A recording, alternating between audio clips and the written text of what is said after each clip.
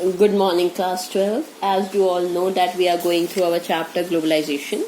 We have started this chapter during our online classes.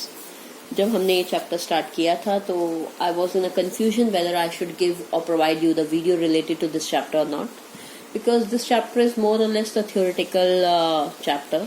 It is a topic which should be discussed more and more, nothing more to be done objectively.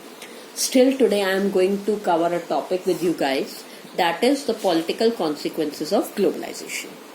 The chapter is chapter number 9, globalization, from our book 1, Contemporary World Politics. जब हम बात करते हैं political consequences of globalization की, तो इसकी 3 चीज़ों के ऊपर हम बात करते हैं. पहले हम बात करते हैं इसके नेगेटिव इम्पैक्ट की. जब हम नेगेटिव इम्पैक्ट की बात करते हैं तो आता है कि ग्लोबलाइजेशन होने के कारण स्टेट की कैपेसिटी इरोड हो गई है. That there has been the deterioration, the damage has been caused to the government's power to what role it has been playing earlier. ये कहा जाता है कि ग्लोबलाइजेशन होने के कारण it hinders the government to do what it can do. ये government को वो काम करने से रोकती है जो कि कोई भी देश की गवर्नमेंट कर सकती है. अगर हम यहाँ बात करते हैं स्टेट की, तो here I refer state as a government. जब ओल्डन डेज में या एंशियंट टाइम्स में स्टेट के फंक्शंस की बात की जाती थी तो ये कहा जाता था that we have to establish a welfare state. Welfare state means a state which works for the welfare of its people. Maybe education, maybe health, maybe livelihood, maybe other essential features. It is a responsibility of a government to provide all these things to its people. But जब से globalisation हुआ है, इस welfare state के functions में change आया है. It has been changed. अब इस वेलफेयर स्टेट का नाम मिनिमल स्टेट के नाम से रखा जाता है.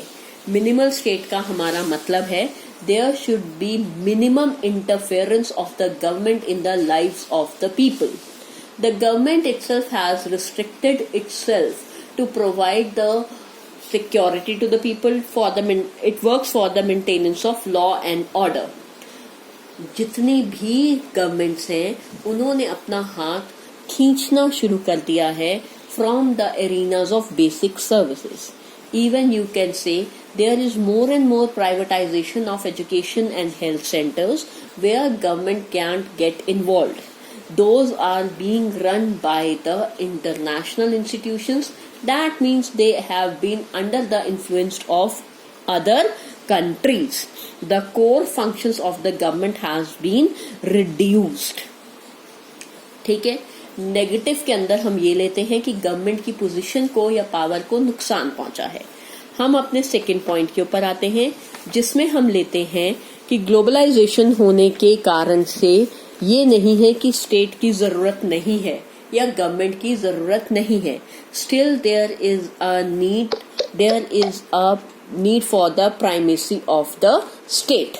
That means just a sec. चलो, दैट मीन्स कि अब जो है रोल अभी भी गवर्नमेंट का वैसा ही है, क्योंकि आज भी वर्ल्ड की बहुत सारे देशों की पॉलिटिकल सिचुएशन जो है वो चेंज नहीं हुई है. आज भी कंट्रीज एक दूसरे से जेलस हैं. आज भी वर्ल्ड में ओल्ड राइवलरीज एग्जिस्ट करती हैं.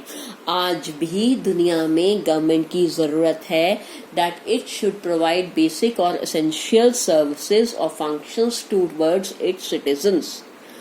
जैसे कि ठीक है कि एजुकेशन या हेल्थ सेंटर्स आपकी मार्केट प्लेसेस या आपका ट्रेड एक्टिविटीज में इंटरनेशनल ऑर्गेनाइजेशंस या मल्टीनेशनल कंपनीज या बाकी के कंट्रीज का रोल बढ़ता चला जा रहा है, लेकिन सब लोग एट स्टेज पर नहीं होते हैं. There are people who belong to impoverished classes. ऐसे लोगों में उनको एसेंशियल फंक्शंस को प्रोवाइड करना गवर्नमेंट की आज भी रिस्पॉन्सिबिलिटी है. तीसरा पॉइंट हमारा पॉलिटिकल कॉन्सिक्वेंस में ये कहता है कि सिर्फ प्राइमरी रिस्पॉन्सिबिलिटी ही स्टेट की ये नहीं है, बल्कि इन दिनों में स्टेट की कैपेसिटी जो है वो इंक्रीज्ड भी हुई है, and that has been increased due to enhanced technologies. As the technology has entered in every arena of its work, the government institutions are also using these technologies. They are collecting various data, they are doing surveys, they are setting up more infrastructural units जिससे कि लोगों की favour में काम की जाए.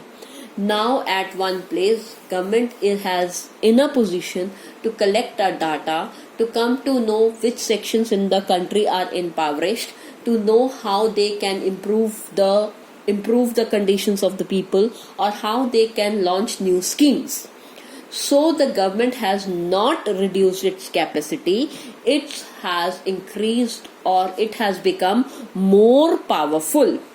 The only thing we have to keep in our minds is that कि political consequences कोई भी क्यों ना हो, लेकिन change सिर्फ इतना है कि पहले state या गवर्नमेंट जो है वो सेंटर में होती थी. Now the market has become the major determinant. जहां पर एक्टिविटीज टेक प्लेस होती हैं, market has become the major prime determinant of social and economic priorities. अब हम कोई भी काम सिर्फ इसलिए नहीं करते हैं कि वो गवर्नमेंट के लिए कर रहे हैं. अब हम कोई भी काम तब करते हैं जब हमारी सोशल और इकोनॉमिक रिक्वायरमेंट्स होती हैं. मार्केट में भी कोई चीज लोगों को इसलिए नहीं बेची जाती that it is related to the welfare of the people. It is the basic necessity और requirement of the people. It is just being sold in the market for the economic priorities.